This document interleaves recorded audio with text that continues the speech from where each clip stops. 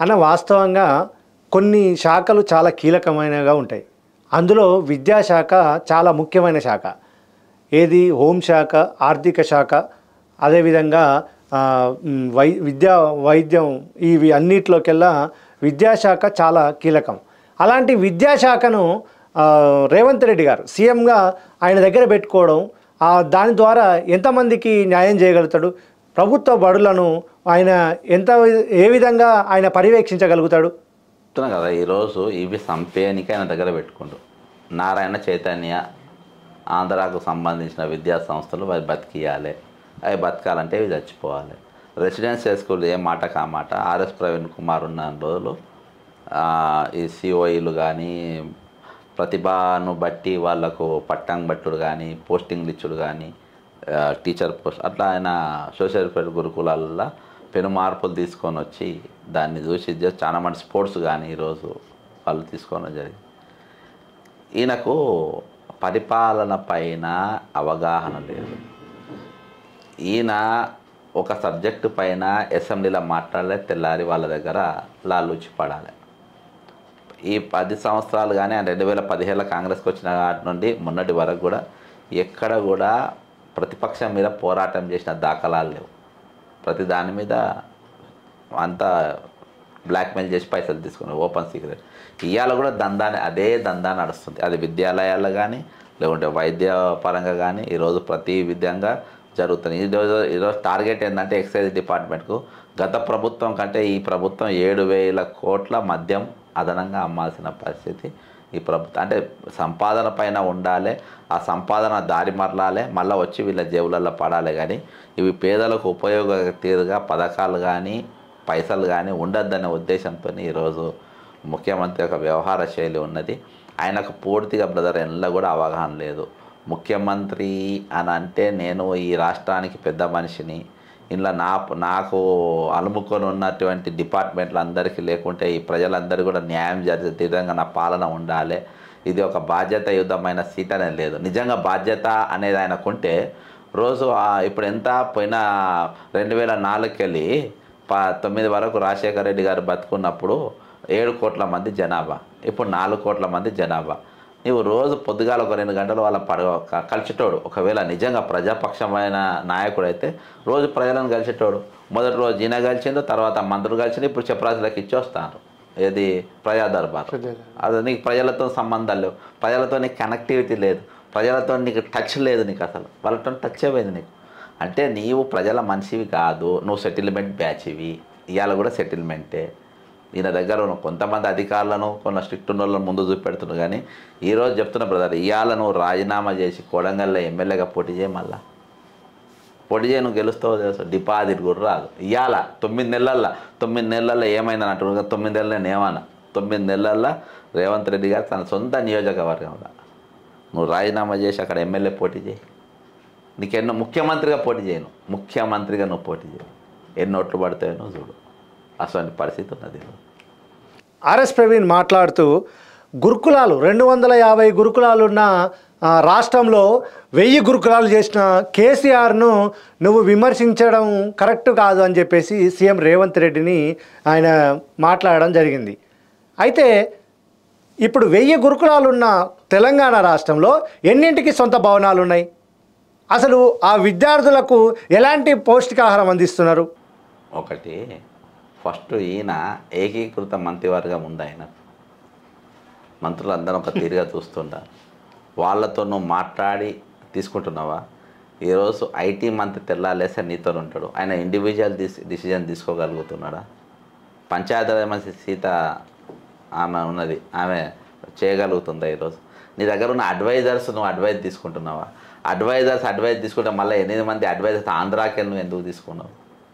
ఆదిత్యనాథ్ దాస్ కానీ రమేష్ కానీ వీళ్ళందరినీ నువ్వు 8 మంది అడ్వైజర్స్ ఆంధ్ర వాళ్ళని తీసుకొచ్చుకొని ఎందుకు పెట్టుకున్నావు మంత్రి పదవి? ఈరోజు ఉత్తమ్ కుమార్ రెడ్డి ఇరిగేషన్ మంత్రి ఉన్నప్పుడు దానికి మళ్ళీ అడ్వైజర్ ఆయన అడిగిందా? నిన్ను ఆదిత్యనాథ్ దాస్ని తీసుకొని వచ్చి ఆయన ఈరోజు అడ్వైజర్గా నీ దగ్గర అడిగిందా? నువ్వు ఎందుకోసం తీసుకొచ్చి ఆయన దగ్గర పెట్టుకున్నావు? ఈరోజు నేను చెప్తున్నా, ఆయనకు ఎక్కడ కూడా ఇది లేదు. ఇంకోటి గతంలో ఇప్పుడు నేను ప్రవీణ్ కుమార్ గారు చెప్పింది కూడా నేను ఒక కరెక్షన్ చేస్తాను. ఆర్ఎస్ ప్రవీణ్ కుమార్ గారు అమెరికాలో తన విద్య అయిపోయిన తర్వాత పిహెచ్డి ఏదో కోర్సు చేసి వచ్చిన తర్వాత కిరణ్ కుమార్ రెడ్డి గారు ఆయనతో మాట్లాడి ఎస్సీ గురుకులాలలో ఒక ఐపీఎస్ ఆఫీసర్ అని ప్రయోగాత్మకంగా మొట్టమొదటిసారి అప్పుడున్న కిరణ్ కుమార్ రెడ్డి గారు ఆయన పెట్టారు.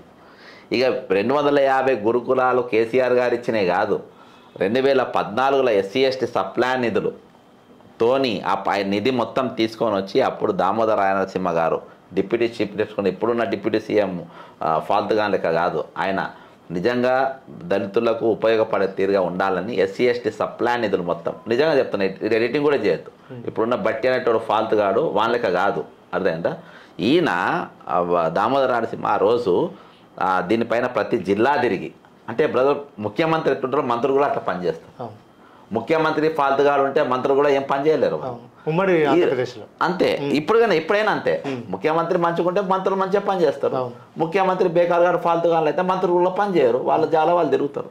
ఈయన ప్రతి జిల్లా తిరిగి ఇలా అసొంటి ఆయనకు వైద్య మంత్రి ఇచ్చి పండబెట్టిన కనవాడకుండా రూపాయి ఇవ్వకుండా అసొంటి ఆయన అన్ని జిల్లాలు తిరిగి ఎస్సీ ఎస్టీ సప్లాన్ నిధులతోని విపరీతమైన డబ్బు బ్రదర్, రెసిడెన్షియల్లో విపరీతమైన డబ్బు వచ్చిన తర్వాత డబ్బు ఖర్చు పెట్టాలంటే అంటే టైం బౌండ్ కూడా సరిపోనంత పైసలు వచ్చేసినాయి. ఒకటేసారి సప్లాన్ అంటారు 16%.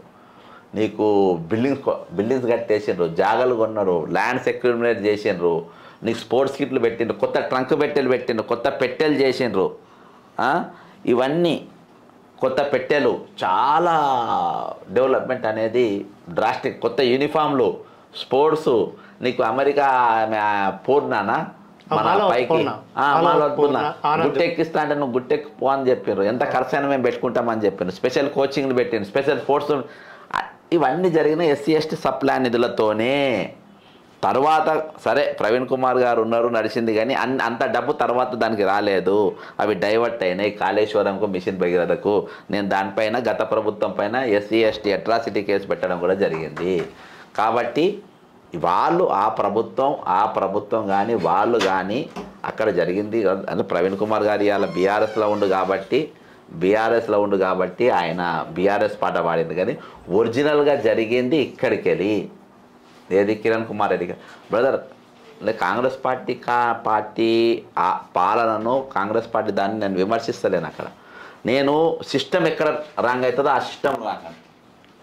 రేవంత్ రెడ్డి పీరియడ్లో, బట్టి విక్రమార్క పీరియడ్లో సిస్టమ్ బరాబర్ పనిచేస్తలేదు, సిస్టమ్ ఫెయిల్ అయిపోయింది. నీకు కిరణ్ కుమార్ రెడ్డి దామోదర రాయనరసింహ కాంబినేషన్లో గురుకులాలు బాగుపడ్డాయి, వైద్యాలయాలు బాగుపడ్డాయి. నీకు ప్రతి దగ్గర కూడా అంటే ఒక డ్రాస్టింగ్ చేంజ్ తీసుకొని వచ్చారు. కానీ ఇక్కడ అంటే తెలంగాణ ఉద్యమం వల్ల వాళ్ళు అనుకున్నంత కాలే. కానీ ఈరోజు నీకు క్లియర్ మెజారిటీ ఉన్నది, క్లియర్ 5-6 శాఖల్ని దగ్గర పెట్టుకున్నావు, పెద్ద ఎత్తున నీకు స్టాఫ్ ఉన్నది, నీకు అన్ని తీర్ల నీకు అవకాశాలు ఉన్నప్పుడు మీరు ప్రజలకు పాలన అందించడంలో విఫలమైపోయి కిరణ్ కుమార్ రెడ్డి కూడా ప్రజలను కలిసేది, కిరణ్ కుమార్ రెడ్డి కూడా ప్రజా దర్బార్ నడిచేది, ధర్మదర్శన్ నడిచేది. అవన్నీ నువ్వు ఇలా అన్ని కొట్టిపడేసి ప్రజలతో లింక్ కట్ చేసుకున్నావు, మంత్రులతో లింక్ కట్ చేసినావు, ఎమ్మెల్యేలతో లింక్ లేదు నీకు, కార్యకర్తలతో లింకు లేదు నీకు. The first time brother Indian national Congress నేను 34 ఏళ్ళు కాంగ్రెస్ పార్టీలో ఉన్నా. ది వరస్ట్ డిసిజన్ ఏఐసిసిది ఈయన చీఫ్ మినిస్టర్ తీసుకొచ్చి పెట్టాడు. నేను ఇన్ని పోల్చుకుంటే చెప్పిన ఎక్కడెక్కడ ఫెయిల్. కాబట్టి నీట్గా అన్ని రంగాలలో ఫెయిల్ అయిపోయింది. ఇంకొక విషయం అన్న, రేవంత్ రెడ్డి సీఎంగా స్వీకారం చేసిన వెంటనే అదే రోజు ప్రగతి భవన్ గడీలను బద్దలు కొట్టారు. అనగా నిజంగానే ప్రజలంతా అరే గడీలను బద్దలు కొట్టిండ్రు అని చెప్పేసి ఎంతో గొప్పగా అనుకున్నారు. అయితే ఈ గడీలను బద్దలు కొట్టి రేపటి నుంచే ప్రజా దర్బార్ అని చెప్పేసి ప్రజా దర్బారు ఇక్కడ ప్రజలందరూ సీఎం దగ్గరికి వచ్చి మీ సమస్యల మీద వినతులు ఇవ్వచ్చు అని చెప్పేసి ప్రకటన చేయడం జరిగింది. అయితే ఇంతవరకు ఆ ప్రజా దర్బార్లో ఎన్ని దరఖాస్తులు వచ్చినాయి, వాటిని ఎంతవరకు పరిష్కరించారు, వాటిని ఆన్లైన్ చేసినామని చెప్పారు కదా, వాటిని బహిర్గతం చేయలేదు ఎందుకు? బ్రదర్ నాకున్న ఫీడ్బ్యాక్ ఏంటంటే నేను దర్బార్ కాడ పోయి నేను చాలాసార్లు బాధితుల తరపున మాట్లాడిన తీసుకుపోయాను. అక్కడ పోయిన తర్వాత నాకు అర్థమైంది ఏంటంటే ఎవరెవరైతే ఈ ల్యాండ్ కబ్జాల పైన భూ సమస్యలపైన ఫిర్యాదులు ఇచ్చిండ్రు. అందులో 10 ఎకరాలు ముఖ్యంగా రంగారెడ్డి, మెదకు, హైదరాబాద్ పరిసర ప్రాంతాలలో ఉన్న భూముల కాయిదాలన్నీ వీళ్ళు తీసుకొని, ఫర్ ఎగ్జాంపుల్ మల్లారెడ్డి మీద ఒకటి కంప్లైంట్ ఇచ్చిండు. ఈయన మా దగ్గర కబ్జా మల్లారెడ్డిని పిలుచుకొని నీ మీద కంప్లైంట్ వచ్చింది, యాక్షన్ తీసుకుంటాం, చలో మాట్లాడు. పలా ఎల్లయ్య మీద 3 ఎకరాల భూమి పైన కబ్జా వచ్చింది. అక్కడికి వెళ్ళి ఆయన పిలిపియాలి, బెదిరియాలి, ఆయన దగ్గర పైసలు తీసుకోవాలి. అది నడిచింది ఏంటంటే ఒక రియల్ ఎస్టేట్ దర్బార్. ఇప్పుడు కాకులు వాళ్తలేవు అక్కడ, నువ్వు దర్బార్ తరపున కాకులు అక్కడ వాళ్తలేవు. ఒక్క పని అక్కడికి వెళ్ళి జరుగుతలేదు. కాబట్టి ఇంకోటి కంచె తొలగించడు.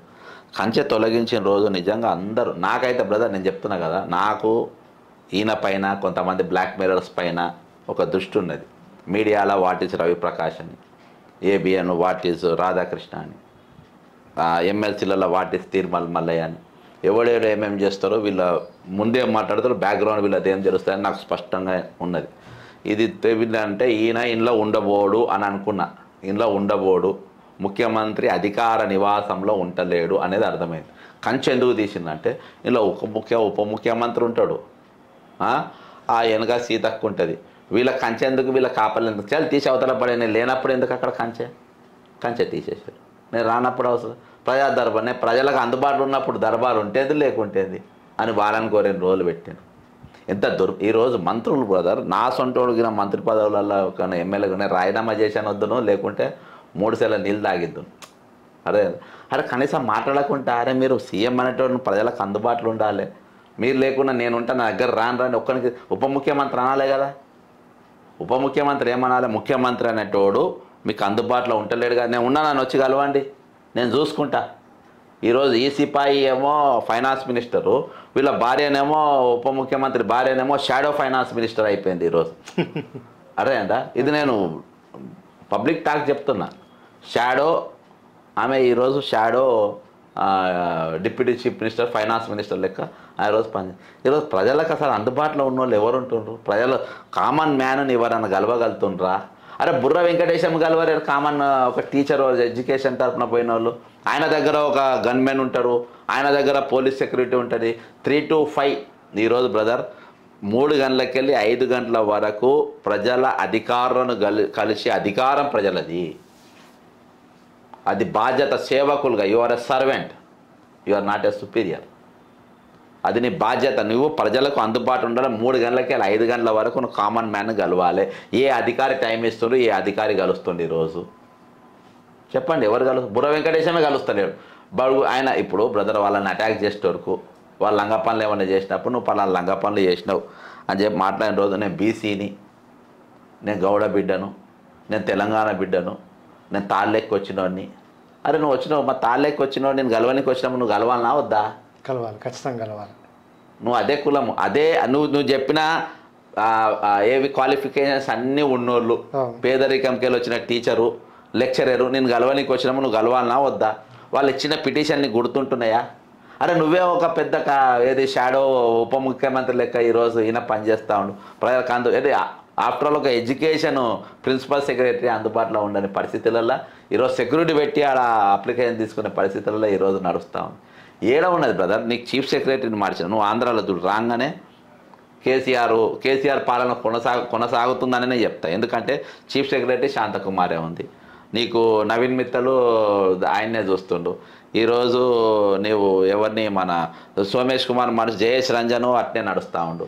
ఈరోజు నీకు ఎవరు మారిందో నీ మెయిన్ దగ్గర, ప్రతి దగ్గర అక్కడనే ఉంది. ఎంతమంది దొంగలను నువ్వు జైలు వేయగలిగినావు, ఎంతమంది నువ్వు ఎంక్వైరీ చేయగలిగినావు? విద్యాసాగర్ రెడ్డి అనే శ్రీనిధిలో అట్నే కొనసాగనే బట్టి ఈరోజు బ్రదర్, ఈరోజు నడిస్తే ప్రాజెక్టు BRS 2.0 అర్థమైందా? దీనికి ఫైనాన్స్ మినిస్టర్ మేయా కృష్ణారెడ్డి, ఆ ప్రభుత్వానికి ఈ ప్రభుత్వానికి, అర్థమైందా? కాబట్టి ఈ విధంగా కొనసాగుతూ ఉంది. ఏమున్నా కానీ ఎవరు హ్యాపీగా లేరు.